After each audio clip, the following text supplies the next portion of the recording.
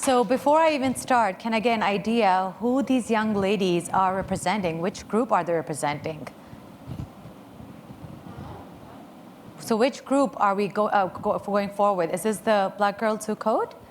Yes. Awesome. So which of the groups are here? Yes. Awesome. Welcome. Welcome, everybody. And thank you so much for having me. You know, a lot of times I'm asked that, do I feel fear coming up before having a conversation with someone? And my response is yes, every time. Even early this morning when I was getting ready to come here, I could feel fear coming up. I was like, what am I supposed to talk to these girls? And my mother reminded me, they're young ladies. They're people, just like you, just like me. In this room, I know that every one of you have a story. Every one of us have a story. So my story centers around this one emotion that a lot of time we have a very hard time dealing with, and that's fear. And how I used courage as one of the pillars to actually face that fear. My story begins as a young girl who was very opposite to what her culture and society expected her to be. A girl who was expected to get married at the age of 20 or 21, have children, and never even dream of being an engineer like her father. A girl who was told that a woman can never be a leader. So imagine this girl standing in front of her grandfather and being told that she is a girl. Therefore, she has no use for an education. And imagine this girl being called out by her college professor in a room of 80 boys and just 5 girls, and told that she's wasting her time here. Her kind should be at home, cooking and cleaning. How does this land for you guys? That girl was me. All these questions, that girl was me. So, but life is a mystery, isn't it? It sends people your way without where you are right now would not have been possible, because they ask you to believe in yourself. And for me, that's my mother and my grandmother.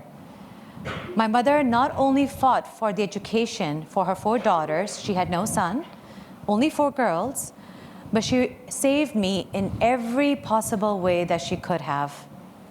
While my grandmother, she always reminded me that I'm not just my mother's daughter, I'm also her son that she never had. She used to remind me the warrior that is inside of me, it needs to get out. Whenever I was at my lowest, especially when I had to go through a lot of bullying in school, she used to hold my face right in her hands and look me straight in the eye and say, you're a warrior. Be a warrior and face them. You got this. I held my mother's commitment to my future and my education, and these words by my grandmother, very sacred to my heart. So this warrior got to go to college, and not just any college, an engineering college. And there I was, so excited for my first day, with my best outfit on. I was like, I can't wait, I'm going to go to college now. And my first class was an analytical engineering class. And that's where the teacher had called me out and said, you know you're wasting your time here. You should be at home cooking and cleaning. So my first day didn't start that great. But I was like, you know what? No, I'm a warrior. I'm going to face this. It's okay. But we feel like, college life is so cool. Trust me, I had to go to my fair share of bullying because I was a bit on the heavy side. And a lot of girls made fun of me, especially a lot of boys. My nickname was, the little giant is coming. Get away. She's going to crush everybody. That's what I was called. But I didn't let that discourage me. I knew that this is just a phase that I'm going through. And the best friend that I needed at that time the most were books. Books really did become my best friends. I learned about friendship through Harry Potter. I learned how to fight Sauron with Frodo in Lord of the Rings. I rode a sad train with Anna Karenina. I traveled to the Lonely Mountain with Bilbo Baggins in The Hobbit. Has anybody read those books? Yeah? Cool. And it's a very rewarding world. It really helped me to see that I'm not alone. I do have friends. And they taught me to be courage and to be brave. And I think it was in my final year of engineering when my marriage was arranged. And I was so excited. I was like, wow, a boy is interested in me. That is so cool. And there I was, already imagining my fairy tale marriage. And I know you guys may be like, fairy tale? Really? I was just 21. But I didn't realize that will be the beginning of a never-ending nightmare my abusive marriage would become. So there I was, trying to save my marriage, trying to make things work. And I realized how much fear was becoming a part of me. It was like fear was becoming my best friend and representing who this Ayesha is standing in front of you right now. And fear came knocking on my door in 2008 when my best friend, my grandmother, was diagnosed with stage 4 cancer. My life really started becoming dark. I was like, no, this can't be happening. She's my best friend. We couldn't fight through this. We went through chemo, surgery, radiation, anything we could get our hands on, just like anyone would to save a loved one. And we fought cancer. We won. And I was like, wow, I'm that warrior, that person that defends all those demons and monsters my grandma almost spoke about and the ones I read in books. I saved her. But 6 months later, I still remember like it was yesterday when I got the news that the cancer is back. I felt so defeated. I felt so lost. How could this be happening? The next day, when I finally got to talk to her, she said something very interesting, which looking back on, I'm going like, why would she say that to me? She said to me that if God took something from you that you never imagined losing, it's because He has something better for you that you never imagined having. I didn't quite understand why she said that to me, but I held those words so sacred, because the next day at 5:11 a.m., the cancer won and took my best friend away from me. Immense darkness surrounded me. Things like depression, anxiety, and yes, at times, suicidal thoughts started to occupy my mind. And here I was trying to figure out what is going on with my life. How should I move forward with this? And I reflected and I was like, this is not what my family would want. This is not what my Nana, whom I like to call, my grandmother, I like to call her Nana. I was like, this is not what she would want. I know she wants me to fight through this. So in one hand, I knew I lost my grandmother. And on the other hand, I saw my marriage slipping away. I know my grandmother is gone. I have no way I'm going to lose my marriage. So to do that, in July 2010, if I remember correctly, we moved to this fascinating country called United States of America, my husband and I. And before that, I never, ever had a job in my life because career and ambition was something I had to let go of to save my marriage. So coming to US was not only as an immigrant, but finding a job, wow. I've never worked before. What am I going to do here? And then somebody suggested, they're like, you should try a corporate world, like a tech company. Me? No way. I don't even believe in myself. Why would a company believe in me? Why would they even hire me? And that's when I got, 2 months later after I moved to United States, I got a call from this very fascinating company, an intriguing company called Genentech. Has anybody heard of that company? Okay, cool. So this company is known for making medicines for patients like my grandmother to give them an opportunity to have a life again. So I remember the very first day I was getting ready for the interview. I must have checked my clothes at least 5 times. And the next day when I was standing in front of the building in South San Francisco, I brushed my pants, fixed my scarf. Do I look okay? Yeah, I think so. Okay. Took a couple of deep breaths, and I walked into the building. And there I was, greeted by a wonderful man with a huge smile on his face. And he went by the name Bob Albert, which I didn't know that person is going to be my manager. And the words he said to me was, "Welcome to Genentech." That day I knew that was the beginning of a new life. For not only after that did I end my marriage with my abusive husband, but I started a new chapter which was based on courage and brave. So life at Genentech was very fascinating, I'm going to be honest with you. My first role ever at Genentech was beginning at service desk. That was a brand new role in the sense that I had never worked in a corporate world before. I didn't even know how to speak English properly because English is not my first language. I'm from Dubai originally, so Arabic is a very common language used there. But I was so excited. I was like, this company, give me an opportunity. I need to be good, I need to be perfect, I got this. But of course, Genentech has its processes, its training programs to build up the capabilities in their employees.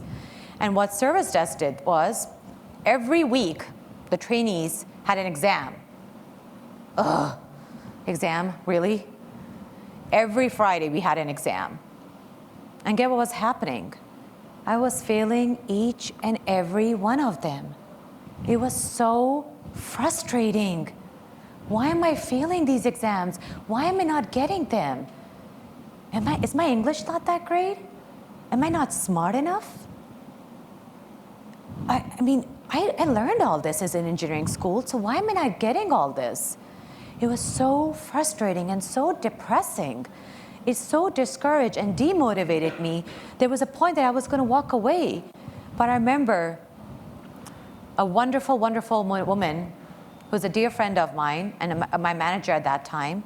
She sat down with me. She's like, "So, Ayesha, what's going on with you?"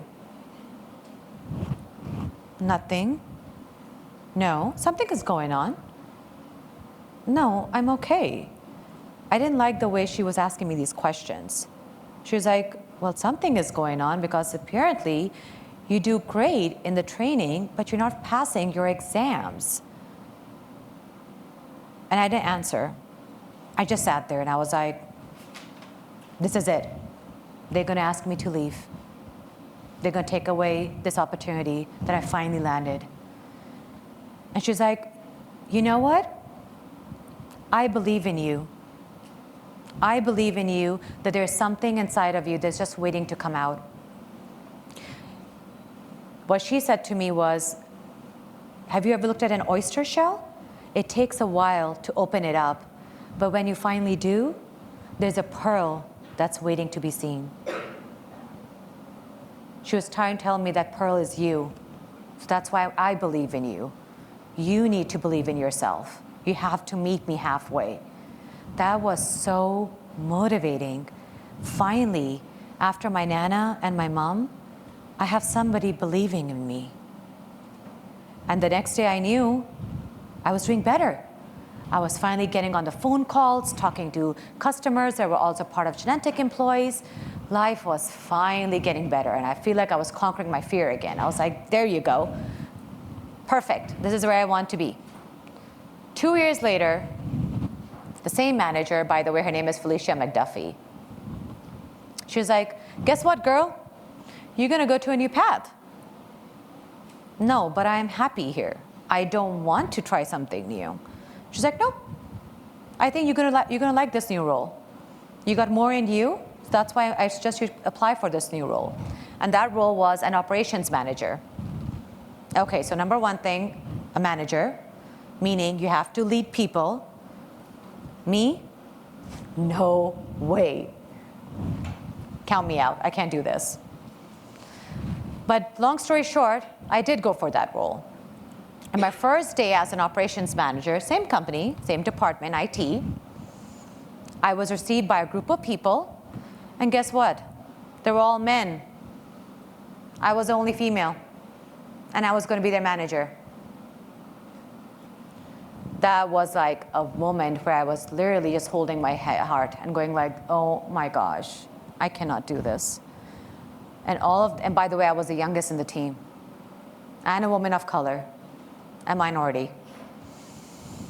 Not gonna happen. This is gonna be a hard one. But there's one thing I'd ask myself. If you want them to follow you, you have to lead with them. You can't lead in front of them. You have to build that trust. That was a starting point of a very, very strong relationship that I had with my comrades. We weren't just a team, we were the A team. And after that, I stayed in that role for almost 4 years when I got an opportunity to be a head of a department.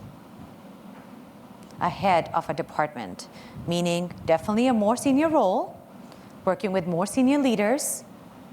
And again, the group was very heavily male-dominated. Now, don't get me wrong, of course I have a huge respect, but I was feeling that I was like, no, there needs to be more diversity. There needs to be more female in this group. In IT, as representing that has to be more diversity and inclusion.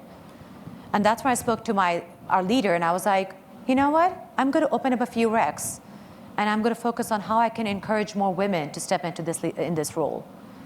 Long story short, in 2 years, I onboarded 5 women. 3 of them are heavy software developers, and 2 of them are program managers. And I tell you, these are tough women. Tough women. So what I'm trying to tell here is, the sky is not your limit. There's much, much beyond that. Sometimes we do come across pathways where we fall into a pitfall and we go like, this is it, life has ended. Now we can't get out of it. It's not about falling in that pitfall, it's how you rise back up. All of us in this room, all of us around us, humans, come in a body. People with physical or neurological difficulties, in communities impacted by environment, disasters, boys, girls, women who wear veils, athletes who bend knee in protest, black, white, Native American, Asian, Latinos, you or me. We all come here for one thing, is to dream and to achieve. But you know what? Sometimes society tells us, and we tell ourselves that we don't fit this mold. We're not good enough. But you know what I have learned? Is that all of us, even all of you, have one thing in common, and that is just being a human. So let us not defend the race, let us defend the human race. So why am I sharing all of this with you? The very fact I'm standing in front of you and sharing a very deep aspect of my life was far from anything I thought I was capable of. In fact, when I was writing my bio for the speech, I was reflecting on my life, and I realized in 10 years since I have moved to the United States as an immigrant, how much my life has changed. I know we adults look so put together, but we have our fair share of struggles that we have gone through to be where we are right now. So don't just listen to my story.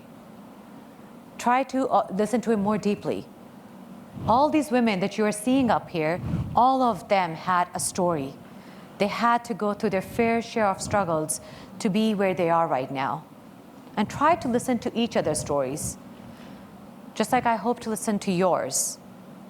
Our stories have no ending. They have chapters and sequels and pages.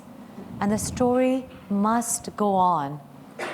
And that can only happen if we help each other write this story together. Thank you so much for listening. I so appreciate it.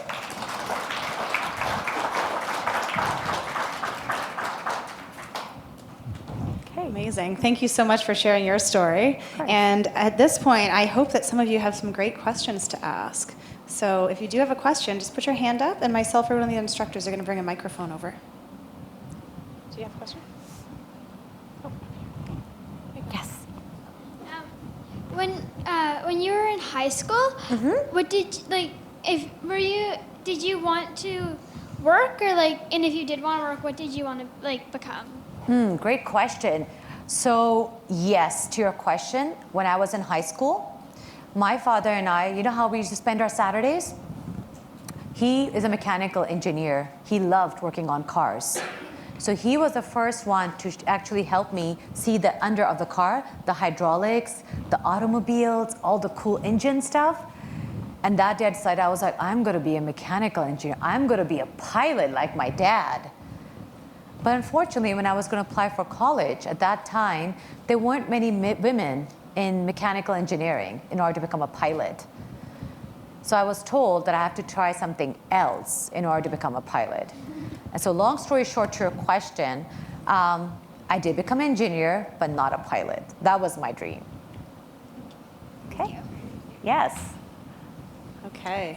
A few more questions. Perfect. I think you mentioned you had 3 sisters. What are their professions, or what do they do? I'm sorry, honey, can you speak up? Didn't you mention that you had a few sisters? Uh-huh. What are their professions, or what do they do? All right, so I have 4 sisters. I am the middle one. So my older sister, she's an engineer like I am. She is a systems engineer. So anybody heard of Unix? Unix coding? All right, so I see a couple of hands here and there. Yeah, so she's a Unix admin. Right now, she's a full-time mom with 3 beautiful kids back home in Dubai. I'm the second one. And the third one, she is a software engineer in a startup company called 8x8. And my youngest one, she's becoming a psychologist.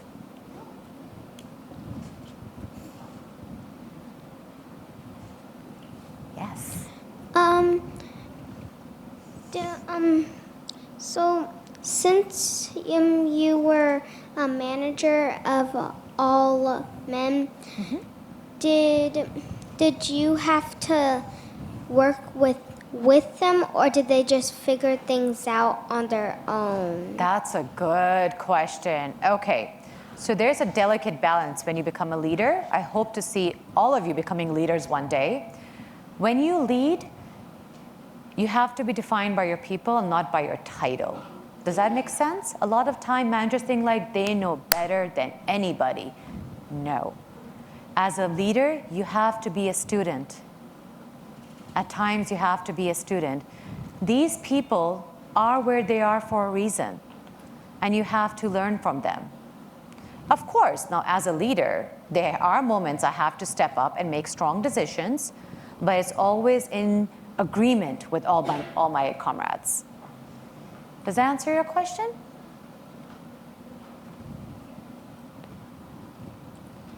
What was different about what happened when you were a little girl going to school, and what's different now? And what's some similarities between later when you were at school and here right now? Okay, so if I understand your question correctly, you want me to tell you about how life has changed for me from being a schoolgirl? When I was a little girl, a lot of times, we hear things that we don't want to hear, especially when I had to ask my grandfather that can I go to school? That was hard. I knew I had so much passion for learning, for science, for technology. That was something different. As a schoolgirl, I have to be honest, I thought life as an adult is going to be super cool, super fantastic. Oh, it's going to be so easy. I get to make my own decisions. Where I am right now, I have to think about a lot of things. I have to think about mortgage for my house. I have to think about my insurance. I have to think about taking care of my family. You have a lot of responsibilities on your shoulder. So when I was a schoolgirl, these were some of the things I never thought about. I thought being an adult is going to be super cool because I get to decide what I want to do with my life. Life has other plans, trust me. There's a lot of things you have to think about when you're stepping into the adult world. Have you ever heard, have you ever seen a chart where it says when you're in high school, you're thinking about exams, when you're in college, you're thinking about a job? Well, after college, your life actually begins. And it's like a never-ending mountain you're going to be climbing on. Does that answer your question? Yes.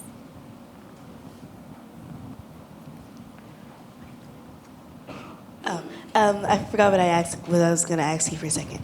But, was that the teacher that told you that you were wasting your time? Yes, a male teacher, yes. Well, did you show him, try to prove him wrong right then and there, or tell him that he was being rude, or just did you, stand up to him after he said that to you? That's a very good question. And you know what? No, I didn't.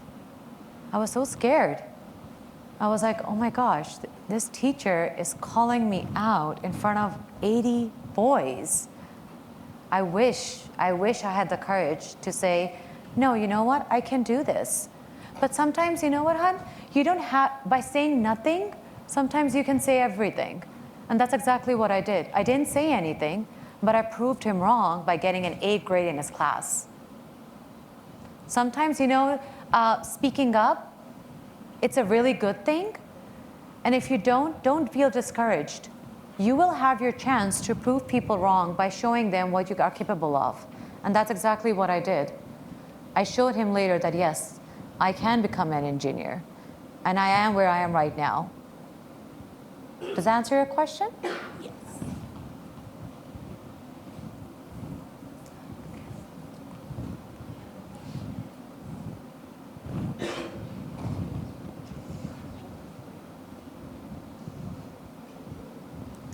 All right, I think we have time for just a couple more. Did you have a question? No? A couple more questions. Did any of our, oh, we've got another one over here. Great. When you moved, did you know you wanted to go into tech right away, or did you know you wanted to get a job and go into tech right away? That's a great question. So when I moved, you know where I applied the very first time? Was at Walmart. That's where I applied, because I was like, you know what? I'm not ready yet. I don't even know what American culture is like. I don't even know how to speak English properly. So a tech world, a big company, not there yet. But to your point, yeah, technology was something I was so passionate about. I studied for it for so long. All those cool projects I got to work on, there was still a part of me that was yearning for the technology aspect. And that's why I think Genentech found me. Does that answer your question? Okay. Yes. How long have you been working at Genentech? I have been with Genentech for almost 9 years. My 10th anniversary is coming up. Okay, yes. Okay, why do you think you put yourself down all those times when Why did I put myself down? That's a very interesting question. You know, when you're going through a rough patch in your life, the biggest critic or the biggest thing you have in your life that puts you down is you. And that's what I was doing to myself. I was being my biggest critic. I was telling myself constantly, have you ever heard of the story of 2 wolves? Anybody in this room? Okay, so very quick version. All of us in this room, as humans, we're battling with 2 wolves inside of us. One wolf represents love, compassion, empathy, honesty, friendship, while the other wolf is representing hate, frustration, anger, betrayal. And we can ask ourselves, so which wolf wins? It's the one you feed. And I was feeding the wolf that was causing me to put myself down. So the choice is in our hands. Nobody else was doing it. I was allowing it. That's why. And I wish I was as smart as you girls, so I could have told myself, no, get back on. It's okay. Life is tough. But I wasn't. I was still putting myself down. Does that answer your question? Okay, so you said that you who's the woman that hired you? Who is the woman that hired me? She is an amazing African-American woman, a single mother of 3 kids. And she's still with the company for almost 16 years as a manager. And one of the most phenomenal leaders I have learned so much about, not just being a leader, but about life. Her name is Felicia McDuffie. Do you think that without her, you wouldn't have been where you are today? She was like a stepping stone for me in my life. If she wasn't there, maybe, yes, I can see myself that I may not be where I am right now, but that's the beauty that Genentech has. It has so many phenomenal leaders that believe in their people, and they're going with the title, they're moving forward their groups, their organization by defining their people first and not their titles. I also had another question. Yes. So when you were like a manager, do you think that you ever got like less of respect than like what you would have gotten if you were a man? Tough one. There were moments when I was new to management role. I felt like my comrades didn't believe in me. They felt like I was too young, naive, not enough experience was the word I had heard. And that's where I had to brave myself, embrace the courage, and believe in my values. I knew it was a tough time I was going through, but the trust factor that we had built was the first stepping stone into a relationship that we built among us. Yes. Did you say that when you joined the company, you divorced your husband? Can you speak up, sweetheart? Did you? Oh wait, never mind. I remember. That's okay.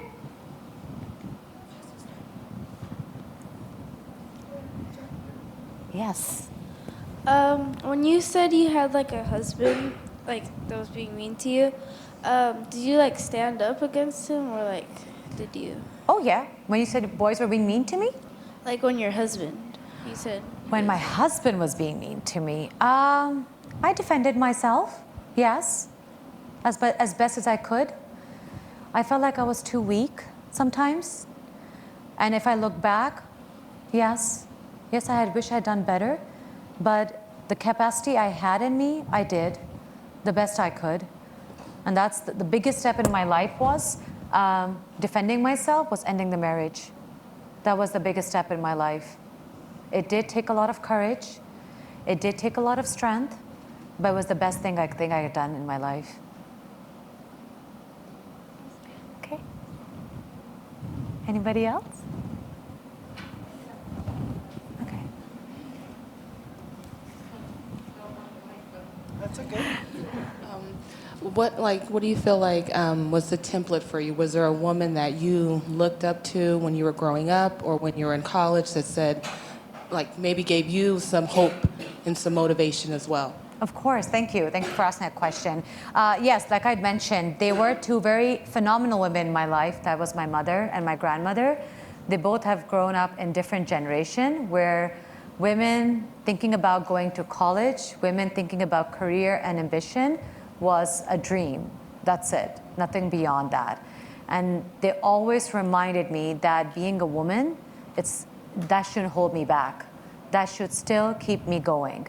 Now, of course, like I mentioned, I lost my grandmother to cancer, but I think that's why she said to me that God will give me things that I never imagined having.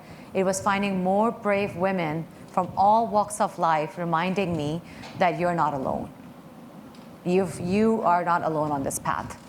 And my advice to all of you is reach out to them. It's okay if you want to ask for support. And that's exactly what I wasn't doing. I wasn't asking for support. I felt like I could do this on my own. And when I did ask for support, it was like more and more paths were opening up for me. Does that answer your question?